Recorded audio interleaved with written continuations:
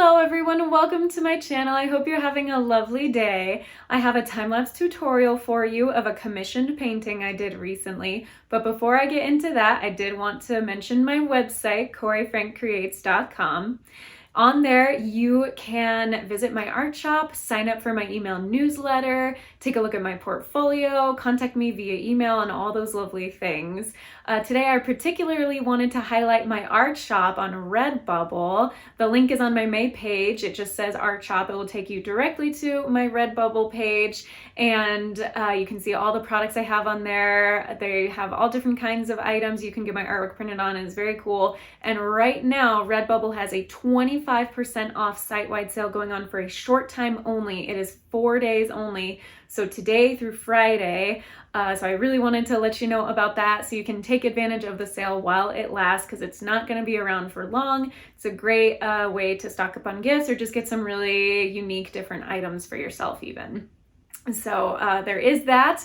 Also, you can sign up for my email newsletter on my website. Just scroll down to the bottom of any page, enter your first and last name, email address, hit the subscribe button, and then you will want to check your inbox or junk spam folder for the confirmation link. And once you hit that, you will be all set and get an email from me once a week on Fridays. I include updates, deals, things I've been up to, links to all my videos. It's just a really great way to stay in touch with me and see what I'm doing. So again, that is CoreyFrankCreates.com. All right, today's video, as I said, is of a commission painting. I did the painting to the client's specifications. I wanted to talk a bit about my process, materials I used, things like that, so you can get a sense of what it was like to bring that painting to life. This is a longer painting, so I started out with light pencil sketches of the dolphins. And the client wanted the dolphins against a white background, and then the bottom about quarter of the paper to have the water, the ocean basically. So that's what I did, and the reference image I used for the dolphins is linked in the description. It's normally I get my reference images from Unsplash.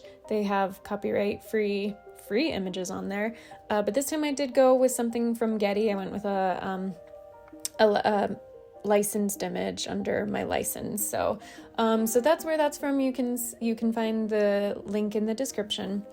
And I'm working very carefully with very light layers for the lightest part of the skin.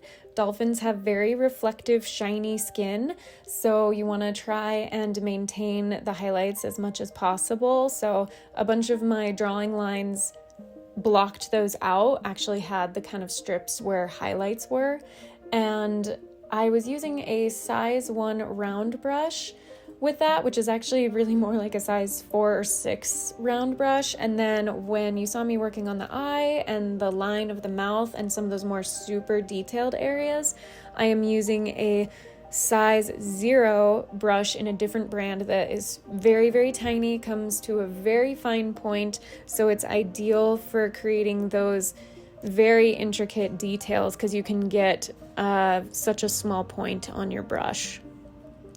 And just kind of switching back and forth between those two different brushes, the colors I'm using are pretty much just like 3 or 4 all in the same kind of color palette. So I used black, obviously, for like the eye, and some of the grays, just watered down black, and then Payne's gray, which is a very deep blue.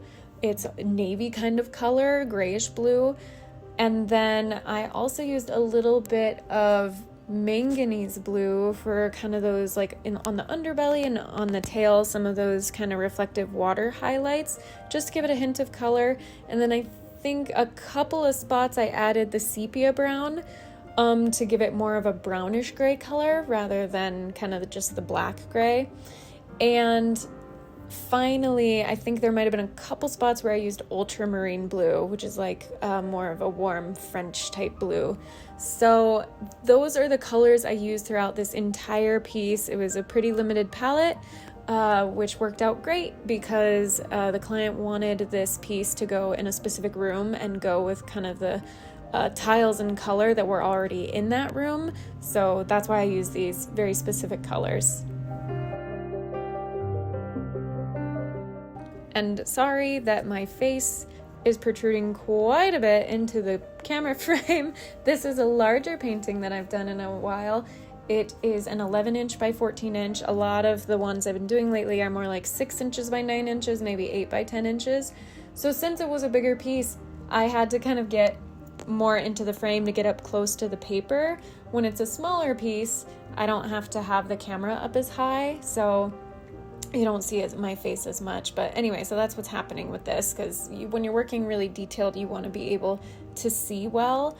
And when you see me holding my hand up like that, that is because sometimes the light is just not ideal for where it's reflecting on the graphite pencils. So when I have outdoor light reflecting in, or even the overhead light, it can kind of make the pencil lines hard to see. So I would create a little bit of a shadow so then I could see where the graphite pencil lines were, because they were so light.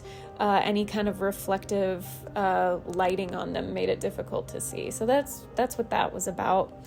And moving right along here, I've time-lapsed this very quickly. I, again, apologize for my head continually coming into the frame and causing fits.